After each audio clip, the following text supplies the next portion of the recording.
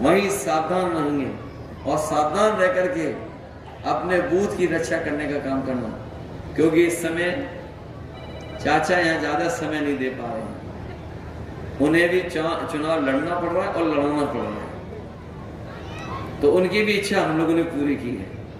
तो कम से कम 1 लाख से ज्यादा का जिताने का काम करना, क्योंकि यहाँ की विधानसभा जिता सकती है और कोई वर्ग ऐसा नहीं है जो वोट ना देना चाहता हो आपको और हमें।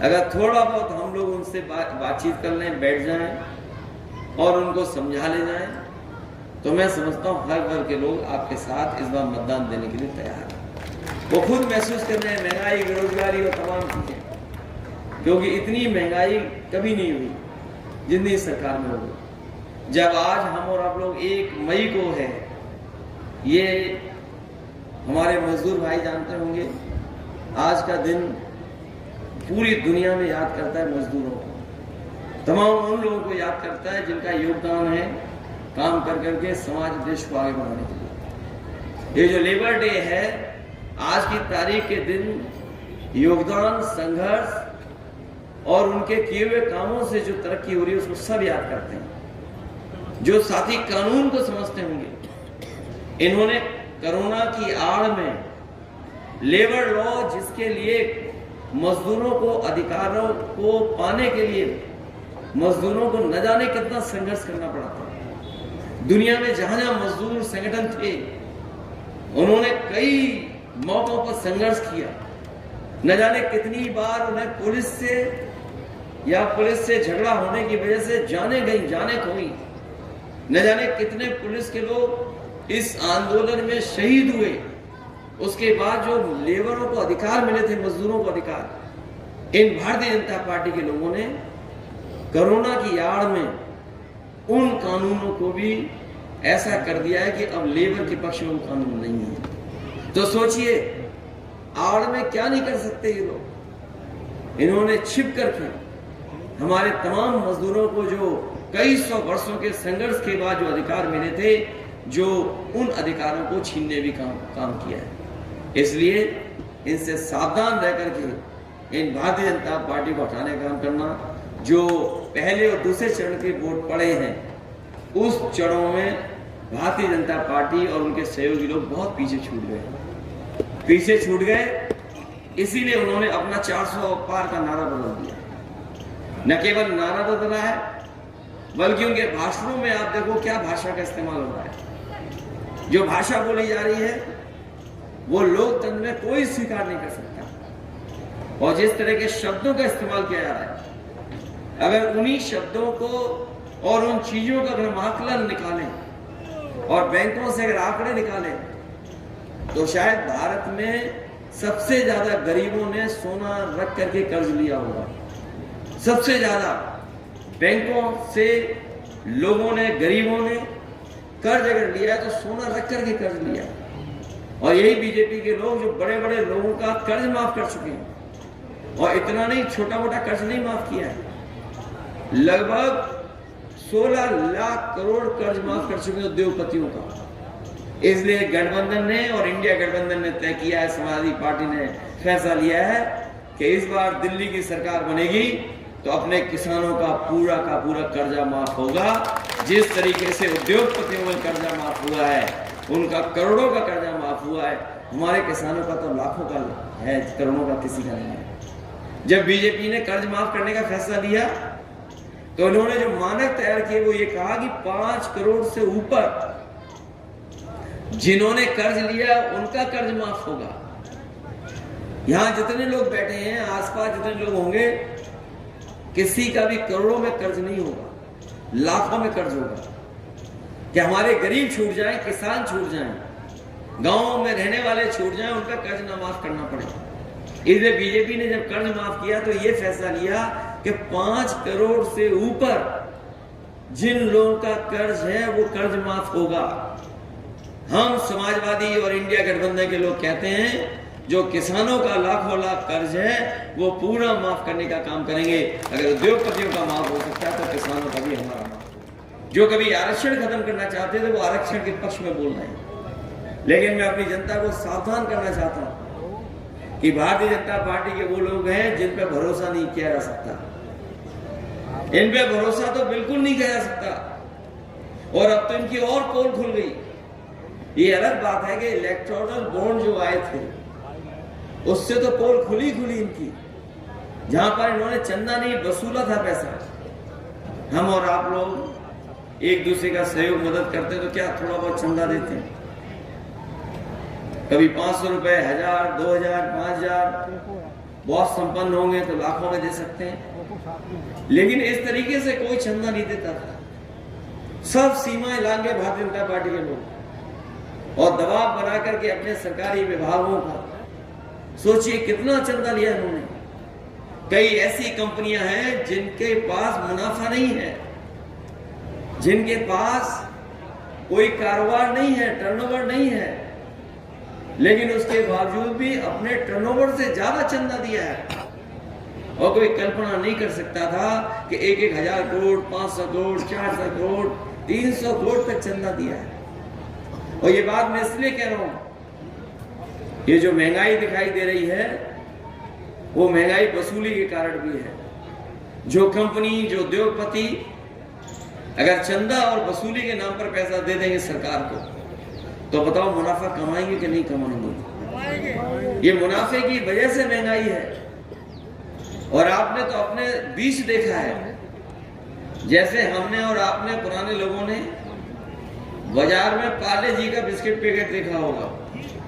पहले कितना बड़ा पैकेट आता था, पहले इतना बड़ा पैकेट था। जैसे जैसे महंगाई बढ़ी और कंपनी को मुनाफा कमाने के लिए फैसला लेना पड़ा तो पैकेट छोटा होता चला गया। अब बताओ पैकेट कितने का मिलता है? अब 5 बिस्किट का पैकेट हो गया। पहले इतना बड़ा था, अब इतना बड़ा हो गया। और ये सरकार में आ गए तो हो सकता है 1 बिस्किट का ही पैकेट बना देंगे। और आपने तो खुद देखा है, बताओ बोरी से कितनी खाद चोरी हो गई। पहले 5 किलो और फिर अब कितनी और चली गई, 5 किलो और चली गई। ये सरकार में आ गए तो और 5 किलो चली जाएगी। बाद में आपको हो सकता है खाद पाउच में लानी पड़े। ये स्थिति पैदा कर दी हमने। और जिसको लेकर के ये बहुत प्रचार करते थे, अब वो बात खुल गई। फिर ये लोग हमें और आपको सबको वैक्सीन लगवा रहे थे और जबरदस्ती वैक्सीन लगवा रहे थे। हमें लगता है बहुत कम लोग होंगे जो हमारे जैसा फैसला लिए होंगे वैक्सीन नहीं लगवाएंगे। हमारे जैसे कमी बचे होंगे। मैंने नहीं लगवाई, तो मैं तो डॉक्टर ने मना की होगी। आपके कहने पे तो एक तो हमने नहीं लगवाई। अब तो बात खुल गई ना। और सोचिए कंपनी को क्या कहना पड़ गया। कंपनी ने खुद हाई कोर्ट में कहा कि हाँ, इस वैक्सीन के बाद लोगों का हार्ट अटैक या हार्ट संबंधी बीमारियां बढ़ी। अब सोचिए जिनके घर में सर्टिफिकेट होंगे, जो वैक्सीन के सर्टिफिकेट आप लोगों ने रखे हुए हैं, उसको देख करके आप वोट किसको डालोगे? जब सर्टिफिकेट दिखाई देगा तो कोई भी भारतीय जनता पार्टी को वोट नहीं दे सकता। अलग तरह की चिंता डाल दी मन में कि पता नहीं कल क्या हो जाएगा। तभी तो क्या कहते थे कि अफसर ढूंढना चाहिए, कोई नारा दिया था उस समय उन्होंने। तो सोचिए क्या अफसर ढूंढा उन्होंने कि वैक्सीन वालों से भी इन्होंने चंदा वसूल लिया। इसलिए बहुत से ऐसे सवाल हैं जिसका जवाब भारतीय जनता पार्टी के पास नहीं है। लेकिन सबसे बड़ा सवाल जनता के बीच में यही है कि ये संविधान बदल देंगे और संविधान बदलने के बाद हमारे आपके अधिकार छीन जाएंगे। हमें आपको जो सम्मान मिलता है वो भी ये छीनना चाहते हैं। और सच्चाई तो ये है कि बाबा साहब भीमराव अम्बेडकर जी का दिया संविधान ही हमारी संजीवनी है, जो हमें आगे बढ़ने का मौका देता है। यही संविधान हमें अधिकार देता है एक वोट का। और ये अगर संविधान बदल दिया तो हो सकता है भारतीय जनता पार्टी के लोग हमें और आपको जो वोट देने का अधिकार है वो भी छीन। जब विधानसभा में हम लोग रहते हैं तो वो गिनती भी उल्टी पुल्टी पढ़ते हैं। एक बार कोई सवाल को लेकर के वो खड़े हो गए और जाने कहां से वो अखबार लेकर के आए और उस अखबार की खबर के माध्यम से कहने लगे कि 46 में 56 भर्ती हो गए थे एसडी, और उस दिन से लेकर के आज तक हम लोग कई जगह पर कई माध्यम से पूछते रहेंगे, भाई वो कम से कम 46 से 56 वाली सूची तो दे दो। और अभी पता नहीं क्या भाषण दे के गए जो प्रसाद को चूरन समझते हैं। बताओ, ये हमारे मुख्यमंत्री, आपने देखा होगा सदन में जब भी चाचा को देखते हैं तो घबरा जाते हैं। तो जब जसवंत नगर में आए तो स्वाभाविक था कि उन्हीं के क्षेत्र में आए, और ऐसा नहीं कि उन्हें नहीं पता था, बस वो वोट मांगने की औपचारिकता करके गए हैं। उनकी जो एजेंसी के लोग हैं या जो हमारे आपके आसपास खाकी वर्दी के लोग खड़े हैं और एक आध और भी कहीं छिपके खड़े होंगे जो भाषण नोट कर रहे होंगे, वो खुद सूचना दे देते हैं कि ये लाखों लाख वोट से आप जसवंत नगर से हारने जा रहे हैं। और आज तो जसवंत नगर है और तारीख 1 मई है, ये समझ लो बीजेपी गई, इसका पता नहीं लगेगा इसके बाद। और फिर जब चाचा ने इलाज करने की ठानी लिया है तो सोचो वोटों से कैसा इलाज हुआ इनको। ये जनता तैयार है। हमारे गुजरात के क्षत्रिय भाई लोग तो तलवार से नहीं, इस बार मतदान से मतवार कर रहे हैं, उससे इलाज कर रहे हैं। और जसवंत नगर वाले भी इस बार अपना एक एक वोट डाल करके भारतीय जनता पार्टी के लोगों का इलाज करने के लिए तैयार हैं। ये वो लोग हैं जिन्होंने सब कुछ उल्टा पुल्टा कर दिया है और ऐसा उलझा दिया है देश को और तमाम चीजों को कि अगर ये नहीं हटेंगे तो हो सकता है ये संविधान को भी बदल दें। कई बार हम लोग इस बात को कहते हैं कि संविधान बदलेंगे, तो पत्रकार साथी और बीजेपी के लोग ये तर्क देते हैं कि संविधान कैसे बदल जाएगा। मैं उनसे जवाब में कहता हूं कि याद कीजिए कि भारतीय जनता पार्टी ने एक दिन फैसला ले लिया और फैसला लेकर के सब नोट बंद करा दिए। क्या किसी पत्रकार को पता था? क्या किसी जनता में किसी सदस्य को पता था? किसी को नहीं। और इसी तरह अभी जो अग्निवीर व्यवस्था आई है, ये जो अग्निवीर व्यवस्था जो पक्की नौकरी होती थी, ये जो 4 साल की नौकरी कर दी है। हमारे यहाँ बहुत सारे लोग ऐसे होंगे गांव के जो फौज में जाकर के न केवल उन्होंने सीमा पर देश की रक्षा करने का काम किया, बल्कि अगर उनके परिवार की आर्थिक और सामाजिक स्थिति देखोगे, अगर वो फौज में भर्ती हो गए तो उनके घर परिवार की सामाजिक और आर्थिक स्थिति भी बेहतर हो गई और नई पीढ़ी को अच्छा पढ़ने का भी मौका मिल गया। जब ये जानकारी बीजेपी को हो गई कि गांव के बच्चों की जो पढ़ाई लिखाई वो बेहतर हो गई, फौज में जो लोग भर्ती हो जाते हैं उनका सामाजिक आर्थिक रूप से वो मजबूत हो जाते हैं, तो उन्होंने ये फैसला लिया कि अब पक्की नौकरी नहीं, अग्निवीर के माध्यम से ही नौकरी मिलेगी। हम अपने तमाम नौजवानों को कहना चाहते हैं इस मौके पर कि समाजवादी सरकार और इंडिया गठबंधन की सरकार आएगी, ये जो आधी अधूरी 4 साल की नौकरी दी है खत्म हो जाएगी और जो पहले व्यवस्था थी कि नौकरी पूरी मिलती थी और पेंशन और सुविधाएं मिलती थी, वही इंतजाम करने। राशन को लेकर के इन्होंने गरीबों से वोट ले लिया। पिछला चुनाव था तो राशन में न जाने क्या क्या दे रहे थे, और जो राशन आ रहा है उसमें बताओ क्या आ रहा है? ये आपका स्वास्थ्य बेहतर करने के लिए दे रहे हैं। सोचो, पहले दे रहे थे रिफाइंड तेल, नमक और न जाने क्या क्या देना चाहते थे। वोट ले लिया, सरकार बन गई, अब बताओ राशन में क्या दे रहे हैं? वो इसलिए बात दे रहे हैं कि आपका स्वास्थ्य बेहतर हो। और ये हम अपने गरीबों को कहना चाहते हैं, न केवल राशन की गुणवत्ता बेहतर करेंगे, बल्कि जिस तरीके से संपन्न लोग या जो शहर में रहने वाले लोग पैकेज आटा खा रहे हैं, वो स्वादिष्ट भी है या उसमें गुणवत्ता भी है, पौष्टिक भी है। समाजवादी सरकार और समाजवादी लोगों ने तय किया है कि अपने गरीबों को भी पौष्टिक आटा के साथ साथ डाटा फ्री दिलाने का काम करेंगे। और डाटा इसलिए कि दुनिया में बड़ा ताकतवर देश अमेरिका, आप पता कर लेना, जानकारी कर लेना, कई शहरों में लैपटॉप फ्री दे रही है अपने बच्चों को। वो इसीलिए दे रही है लैपटॉप क्योंकि वो समझ रहे हैं कि जिस समय कोरोना आया था, संपन्न परिवार के लोगों ने, बच्चों ने तो पढ़ लिख लिया था, और जो गरीब परिवार के बच्चे थे, क्योंकि उनके पास कोई इंतजाम था, ना कंप्यूटर था, ना लैपटॉप था, ना अच्छा मोबाइल था, वो पढ़ाई लिखाई भी नहीं कर पाए, उनका सालों साल चला गया। लेकिन जो संपन्न परिवार के लोग थे, जिनपे मोबाइल था, लैपटॉप था, कंप्यूटर था, वो ऑनलाइन पढ़ाई कर सकते थे। और हम तो ये कहते हैं कि जो समाजवादियों ने लैपटॉप दिए थे वो उस समय भी इस्तेमाल हुए, और आज भी जहां होंगे वो आज भी चल रहे होंगे, और जब कभी भी ऑन करते होंगे तो उसमें नेताजी और हम ही लोग दिखाई देते हैं।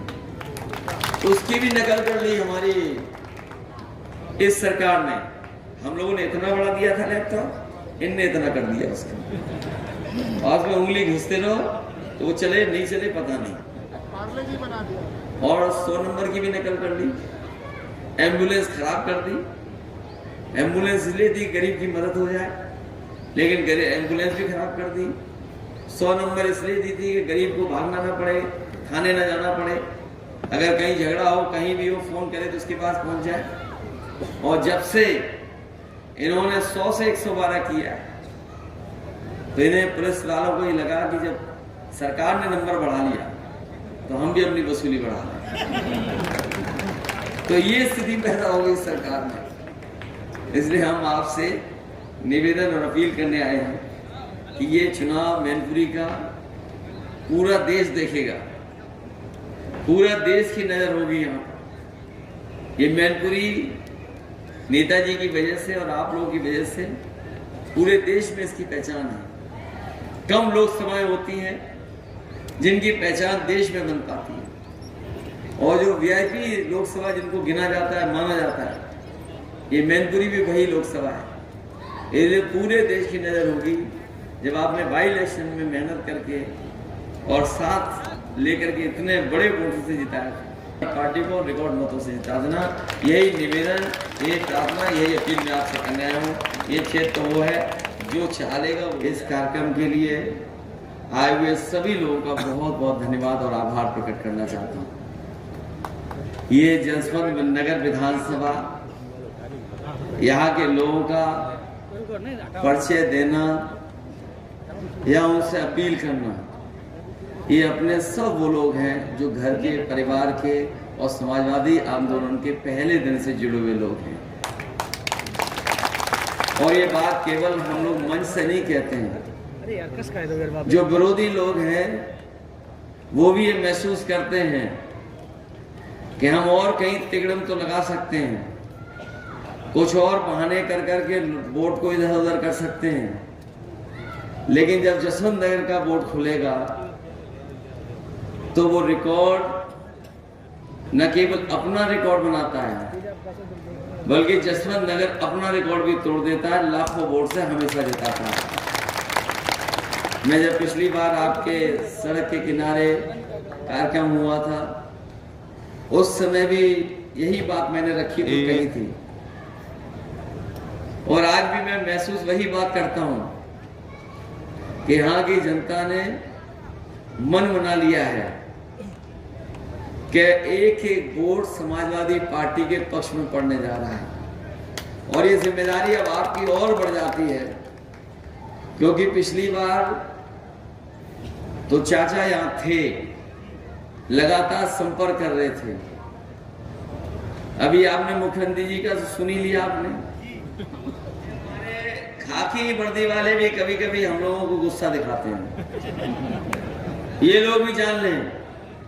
बीजेपी वाले आ गए तो 4 साल की नहीं, इनकी 3 साल की नौकरी हो जाएगी, और बाद में हम लोग संगी घूमेंगे।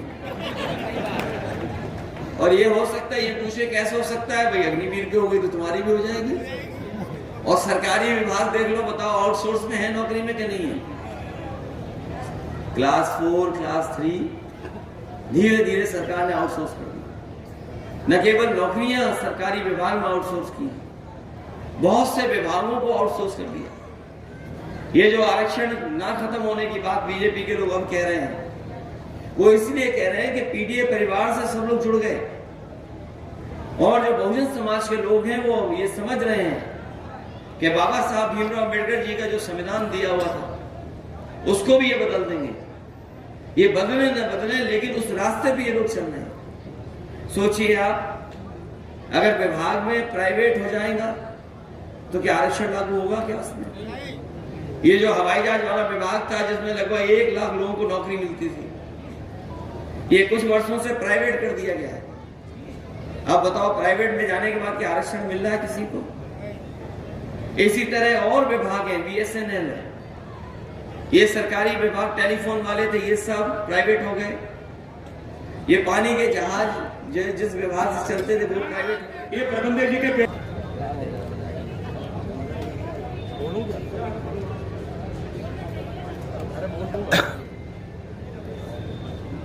भाई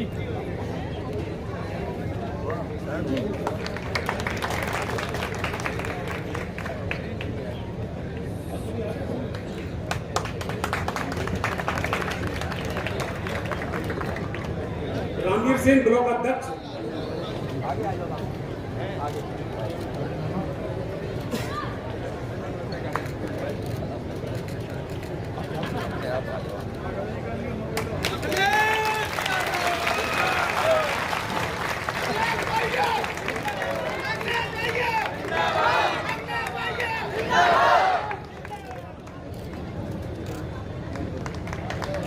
अखिलेश यादव जिंदाबाद, अखिलेश यादव जिंदाबाद। साथियों, इस देश में पद पावनी मां गंगा, जिसका पूरा देश कहता है ये हमारी जीवन दायिनी है, ये भारतीय जनता पार्टी के प्रधानमंत्री नरेंद्र मोदी जी ने कहा।